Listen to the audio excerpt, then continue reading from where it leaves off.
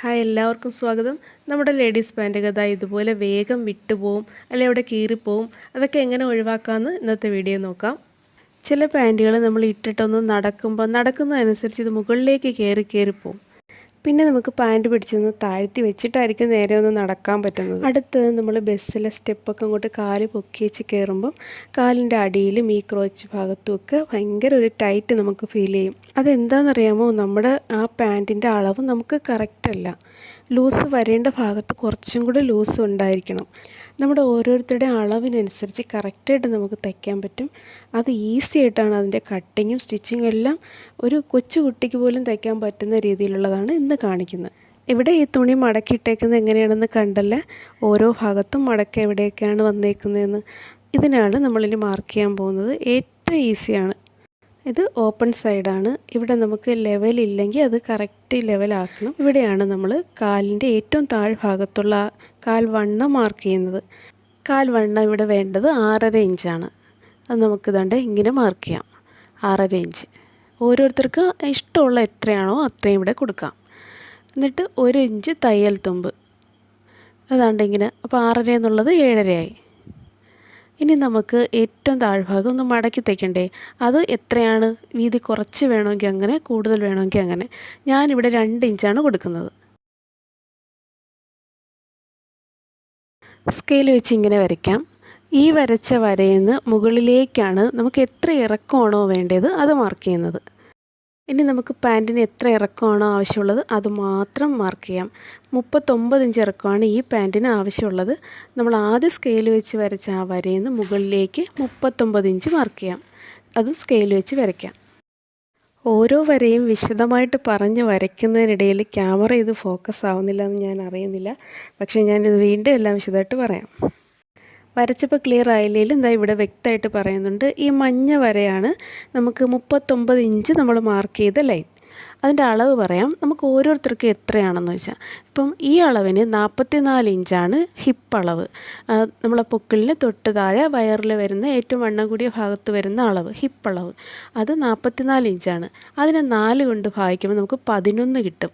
ആ 11ൻ്റെ കൂടെ ഒരു 2.5 ഇഞ്ചും കൂടെ കൂട്ടണം. നിങ്ങൾക്ക് ഹിപ്പ് അളവ് വരുന്ന 10 ഇഞ്ചായാലും 2.5 ഇഞ്ച് കൂട്ടണം, 9 ഇഞ്ചായാലും 2.5 ഇഞ്ച് കൂട്ടണം. ആ കിട്ടിയത് ഇവിടെ 11ൻ്റെ കൂടെ 2.5 കൂടെ കൂട്ടി 13.5 ഈ യെല്ലോ വര വരച്ചിരിക്കുന്നത്. മഞ്ഞ വരയ്ക്ക് മുകളിൽ കാണുന്ന ആ ചുവപ്പ് വരയായിട്ടുള്ള അകലം 2.5 ഇഞ്ച്. അത് നമുക്ക് ഇലാസ്റ്റിക് വെച്ച് അകത്തേക്ക് മടക്കാനുള്ളതാണ്. അത് മടങ്ങി കഴിയുമ്പം കറക്റ്റ് 39 ഇഞ്ച് തന്നെ ആവും. അടുത്തതായിട്ട് ഈ ഒരു അളവാണ്. ഇത് നമുക്ക് ക്രോച്ച് വരെയുള്ള ആ ലെങ്ത് എത്ര വേണമെന്ന് തീരുമാനിക്കുന്നത് ഈ ലൈനാണ്. നേരത്തെ നമ്മൾ 4 എടുത്തില്ലേ ഹിപ്പിൻ്റെ, ഇവിടെ ഹിപ്പിനെ 3 കൊണ്ട് ഭാഗിക്കണം. നേരത്തെ 4 കൊണ്ടാണെങ്കിൽ ഇവിടെ 3 കൊണ്ടൊന്ന് ഭാഗിക്കണം.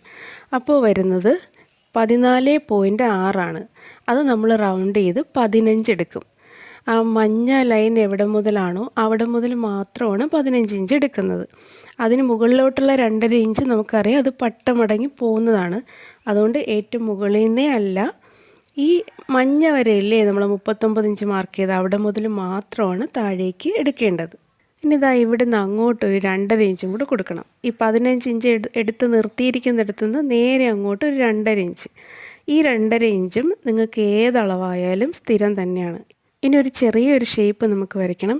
ഈ 2.5 ഇഞ്ച് എടുത്ത് നിർത്തിയതിൽ നിന്ന് നമ്മൾ 15 ഇഞ്ച് എടുത്ത ആ പച്ച ലൈനില്ലേ, അതിൽ നിന്ന് ഇങ്ങനെ ചെറുതായിട്ടൊരു ഷേപ്പ്. ഒരിക്കലും അത് റൗണ്ട് ആവരുത്, ഒരു വീനെക്ക് പോലെ ചെറിയൊരു ഷേപ്പ് കൊടുത്താൽ മതി. എന്താണെന്ന് വെച്ചാൽ നമുക്കിവിടെ എക്സ്ട്രാ ഒരു കാര്യം കൂടെ തയ്ക്കാനുണ്ട്. ഇത് 13.5, ഇത് 13.5, ഇവിടുന്ന് ഇങ്ങോട്ട് 13.5, ഇത് 3ഉം 13.5ആണ്. 13.5 എന്ന് പറയുന്നത് നമ്മളെ വണ്ണത്തിന് 4 കൊണ്ട് ഭാഗിച്ചിട്ട് 2.5 ഇഞ്ച് കൂട്ടുന്നത്. കട്ട് ചെയ്തെടുക്കുന്നതിന് നമുക്കൊരു ഷേപ്പും കൂടി വരയ്ക്കാനുണ്ട്. അതിനു മുമ്പ് നമ്മൾ ഏറ്റവും അടിയിൽ പട്ട മടക്കാനായിട്ട് കൊടുത്തതിനെ ഒന്ന് അകത്തേക്ക് മടക്കി വയ്ക്കാം. ഇനി ഷേപ്പ് വരയ്ക്കാം. ഇനി നമ്മൾ നേരത്തെ 15 ഇഞ്ച് എടുത്ത് 2.5 മാർക്ക് ചെയ്ത ആ പോയിൻറ്റിൽ നിന്ന് ഇവിടെ താഴേക്ക് 7.5യിലേക്ക് ഒരു ലൈൻ വരയ്ക്കണം. അതിനകത്തൂടി ഒരു ഇഞ്ച് അകത്തോട്ടാക്കിയിട്ട് ഒരു ഷേപ്പും കൂടി വരയ്ക്കാം. ഈ ഷേപ്പ് കൊടുക്കുന്നത് തുടക്കത്തിലും ലാസ്റ്റിലും അല്ല, മധ്യഭാഗത്തായിട്ട് മാത്രമേ ഉള്ളൂ.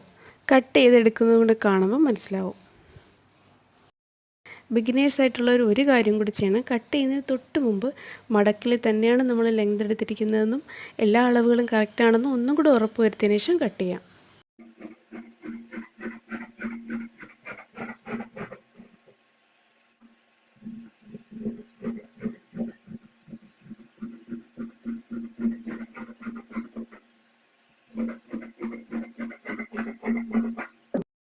പട്ട മടക്കാനായിട്ട് അധികം കൊടുത്തത് ഇതുപോലെ ഒന്ന് മാർക്ക് ചെയ്യാം. ക്രോച്ച് ഭാഗത്ത് കൊടുക്കാൻ ചെറിയൊരു പീസും കൂടി നമുക്ക് കട്ട് ചെയ്തെടുത്ത് അതിൽ ജോയിൻ ചെയ്യാനുണ്ട്.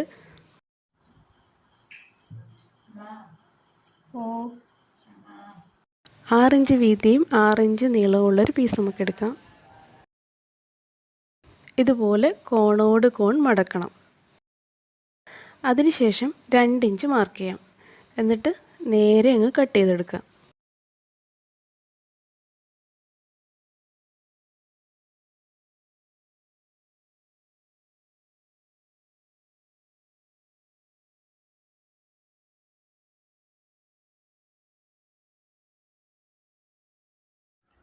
ആദ്യം നമുക്ക് ഈ ഭാഗം മടക്കി തയ്ക്കാം.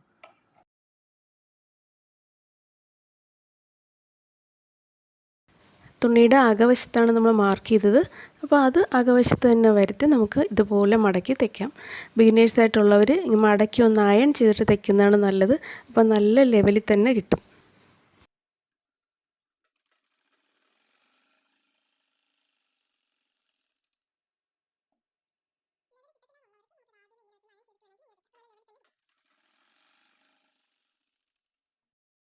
നാല് ലൈനായിട്ടാണ് ഞാൻ സ്റ്റിച്ച് കൊടുത്തത്. നമ്മുടെ ഇഷ്ടത്തിന് ഏത് രീതി വേണമെങ്കിലും ചെയ്യാം. മുന്നേ നമ്മളിതിലൊക്കെ കട്ടിക്ക് വെച്ചിട്ടായിരുന്നു തയ്ക്കുന്നത്. ഇപ്പോൾ അങ്ങനെ ആർക്കും താല്പര്യമില്ല. അപ്പോൾ നമുക്ക് ഏത് രീതി വേണമെങ്കിലും ഇങ്ങനെ തയ്ക്കാം. ഇനി ഇതിനെ നല്ല വശം അകത്താക്കി 1 ഇഞ്ച് തയ്യൽത്തുമ്പ് കൊടുത്ത് നമുക്ക് ക്രോച്ച് വരെ തയ്ക്കാം.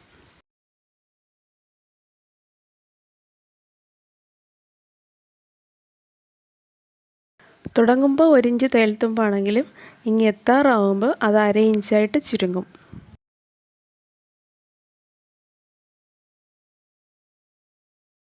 തിരിച്ച് ഒരു സ്റ്റിച്ചും കൂടെ അതേ ലൈനിൽ കൂടെ തന്നെ കൊടുക്കുന്നതാണ് പാൻറ്റും സ്റ്റിച്ചും നല്ല സ്ട്രോങ് ആയിട്ടിരിക്കാൻ നല്ലത്.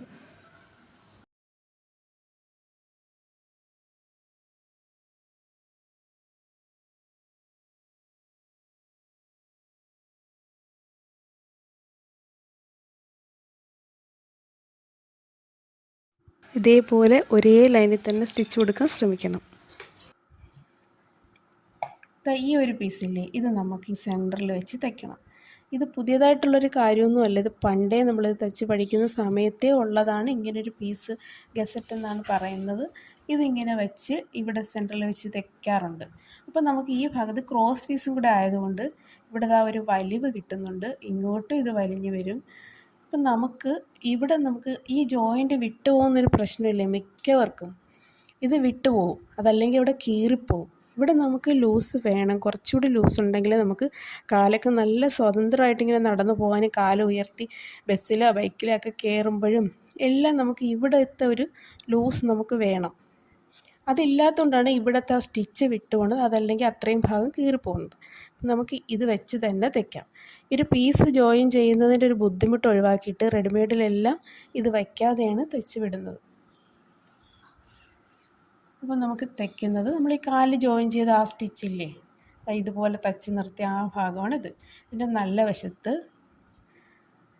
നമുക്ക് ഇതിൻ്റെ ഈ സൈഡ് അല്ലെങ്കിൽ ഈ സൈഡ് നല്ല വശങ്ങൾ ചേർത്ത് വെച്ച് ഇങ്ങനെ ഇവിടുന്ന് ഇങ്ങോട്ടും തയ്ക്കാം. ഈ ഭാഗം മടക്കായിട്ട് തന്നെ കട്ട് ചെയ്യണം. ഇപ്പോൾ ഇത് മടക്കായിട്ടാണ് ഇരിക്കുന്നത്. ഇങ്ങനെ അല്ലാതെ ഇവിടെ ഓപ്പണായി പോയിട്ട് പിന്നെ അത് ജോയിൻ ചെയ്യുന്ന സമയത്ത് ഇവിടെ നേരത്തെ പറഞ്ഞ പോലെ ആവശ്യത്തിന് വലിഞ്ഞു വരുന്നത് കിട്ടത്തില്ല. സ്റ്റിച്ചിട്ടല്ലേ നമ്മൾ തയ്ച്ചെടുക്കുന്നത്. ഇങ്ങനെ മടക്കാണെങ്കിൽ അവിടെ സ്റ്റിച്ച് വരുന്നില്ല. അതുകൂടെ ഒന്ന് ശ്രദ്ധിക്കണം.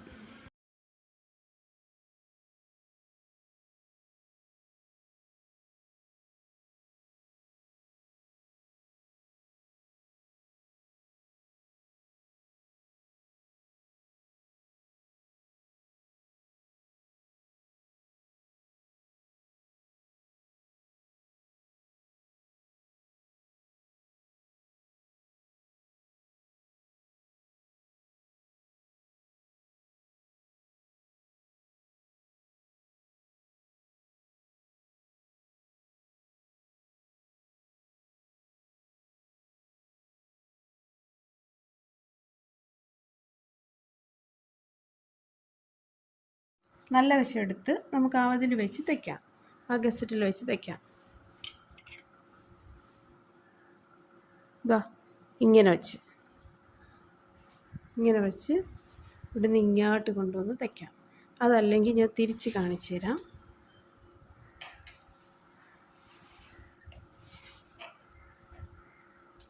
ഇവിടെയാണ് നമ്മുടെ കാലിൻ്റെ ആ സെൻറ്റർ, കാല് തയ്ച്ച് വന്ന ഭാഗം. നമ്മളിതിൽ ഒരു വശത്ത് ഗസറ്റ് തയ്ച്ച് വെച്ചിരിക്കുകയാണ്. അതിൻ്റെ ഈ അറ്റം, അതായത് സെൻറ്റർ ഭാഗം, വീതി കൂടിയ ഭാഗം ഇതാ ഇതിൽ ഈ സ്റ്റിച്ചിൽ കാല് തയ്ച്ച അവിടെ കൊണ്ടുവന്ന് വെച്ചിട്ട് നേരത്തെ പോലെ ആ സെൻറ്ററിൽ നിന്ന് തന്നെ തയ്ച്ച് തുടങ്ങും.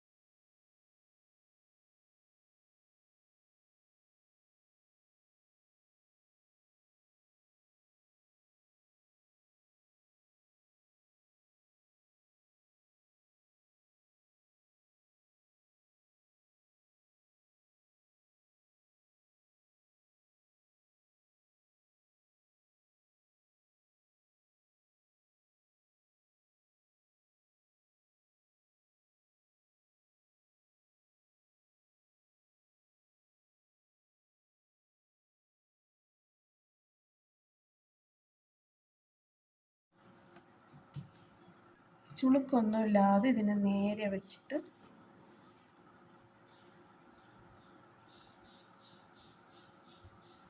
നമ്മളിവിടെ ഒരുപാട് വളച്ച് ആ ക്രോച്ച് വരച്ചെങ്കിൽ നമുക്ക് ഇങ്ങനെ നേരെ വരത്തില്ല.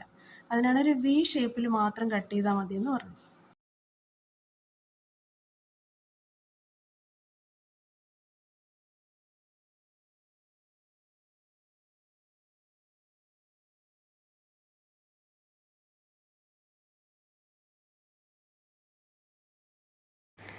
ഇങ്ങനെ ഒരു പീസ് കൊടുത്തെന്ന് വെച്ചാൽ അവിടെ ഓവറായിട്ടൊന്നുമില്ല, ഇതാ ആവശ്യത്തിനുള്ള ലൂസ് നമുക്കവിടെ കിട്ടും.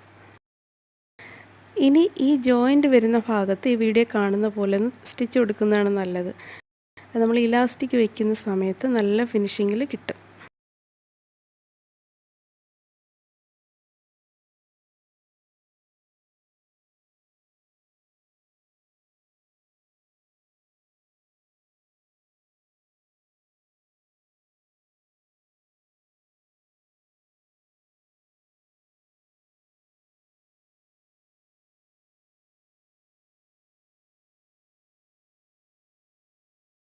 ഇത് 1 ഇഞ്ച് വീതിയുള്ള പോളിസ്റ്റർ ഇലാസ്റ്റിക്കാണ്. ഓരോരുത്തരുടെയും അളവ് എത്രയാണോ അതിനനുസരിച്ചാണ് എടുക്കേണ്ടത്. 40 ഇഞ്ചാണ് ഹിപ്പ് അളവെങ്കിൽ അതിൽ നിന്ന് 3 ഇഞ്ച് കുറച്ച് 37 നമുക്കെടുക്കാം. നമുക്കിവിടെ 44ആണ്, അതുകൊണ്ട് 41 എടുത്ത് കട്ട് ചെയ്ത് ജോയിൻ ചെയ്തെടുക്കാം.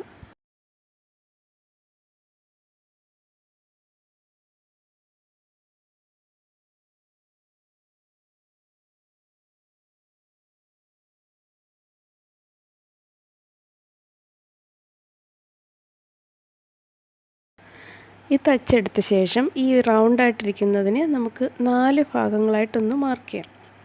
പകുതി, അതിൻ്റെ പകുതി എടുത്ത് തുല്യമായിട്ട് 4 ഭാഗങ്ങൾ അടയാളപ്പെടുത്തി വയ്ക്കാം. നമുക്ക് തയ്ക്കുമ്പോൾ നല്ല നീറ്റായിട്ട് തയ്ച്ചെടുക്കാനാണ്. നമ്മൾ 2.5 ഇഞ്ചാണ് പട്ടയ്ക്ക് വേണ്ടി അധികം കൊടുത്തത്.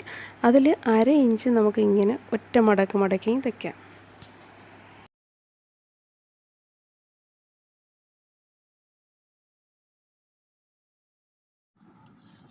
ഇനി നമ്മൾ 4ആയിട്ട് മാർക്ക് ചെയ്ത് വെച്ചിട്ടുണ്ട് പല ഭാഗത്തായിട്ട്. അതിൽ ഏതെങ്കിലും ഒരു ഭാഗം നമ്മുടെ ഈ ജോയിൻറ്റ് നമ്മളിങ്ങനെ തയ്ച്ച് വെച്ചേക്കുന്നതിൽ ഇങ്ങനെ വയ്ക്കണം. ഇവിടെ വരെയാണ് നമുക്ക് 39 ഇഞ്ച് കൊടുത്തിരിക്കുന്നത്. ഇത് നമുക്ക് മടങ്ങി പോകാനാണെന്ന് പറഞ്ഞിട്ടുണ്ട്. ഇതാ ഈ ലെവലിൻ്റെ തൊട്ടിപ്പുറത്താണ് വയ്ക്കേണ്ടത്. ഇങ്ങനെ. ഇനി നമുക്ക് ഈ സൈഡ് ഇങ്ങോട്ട് മടക്കി ഇവിടെ വരെയാണെങ്കിൽ നമുക്ക് ലെങ്ത് വേണ്ടത് ഇപ്പോൾ ഇതാ കറക്റ്റ് 39 ആ ഒരു ലൈനാണ് ഈ മടങ്ങിയിരിക്കുന്നത്. ഇനി ഇങ്ങനെ വെച്ച് നമുക്ക് ഇവിടെ ഒരു സ്റ്റിച്ച് കൊടുക്കണം.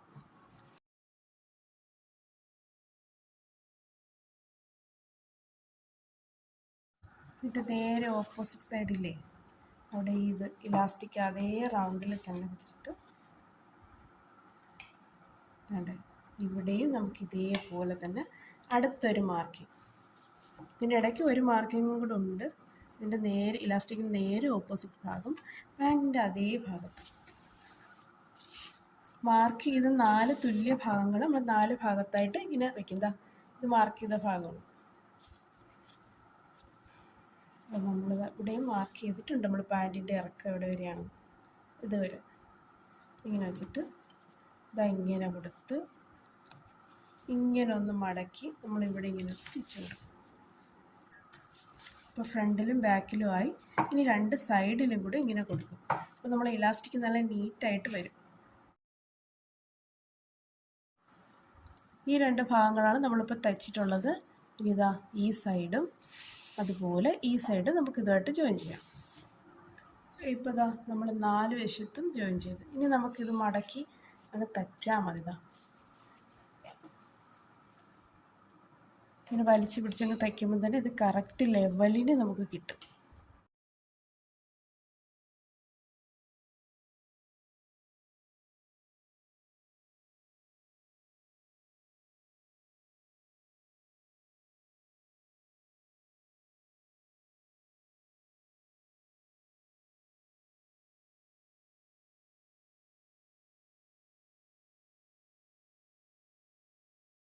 ഇതുപോലെ ഇലാസ്റ്റിക് ആണെങ്കിൽ നമുക്ക് എന്ത് സൗകര്യമാണല്ലേ. അപ്പോൾ നമുക്ക് ഓരോരുത്തരുടെയും കറക്റ്റ് അളവിനുള്ള പാൻറ്റ് നമുക്ക് സ്വയം തയ്ച്ചെടുക്കാൻ പറ്റും. ആദ്യം പറഞ്ഞ പോലുള്ള ഒരു പ്രശ്നങ്ങളും ഉണ്ടാവാതെ സ്വസ്ഥമായിട്ട് നമുക്ക് ഡ്രസ്സിട്ട് നടക്കാം. ഇരിക്കുമ്പോഴൊന്നും എവിടെയും പിടുത്തം വരില്ല. നടക്കുമ്പോഴും സ്പീഡിൽ കയറുമ്പോഴും സ്റ്റെപ്പ് കയറുമ്പോഴും ഒന്നും ഒരു ടൈറ്റും ഉണ്ടാവാതെ നമുക്ക് നല്ല കൂളായിട്ട് ഇട്ട് നടക്കാം. എല്ലാവർക്കും all the best. Thank you.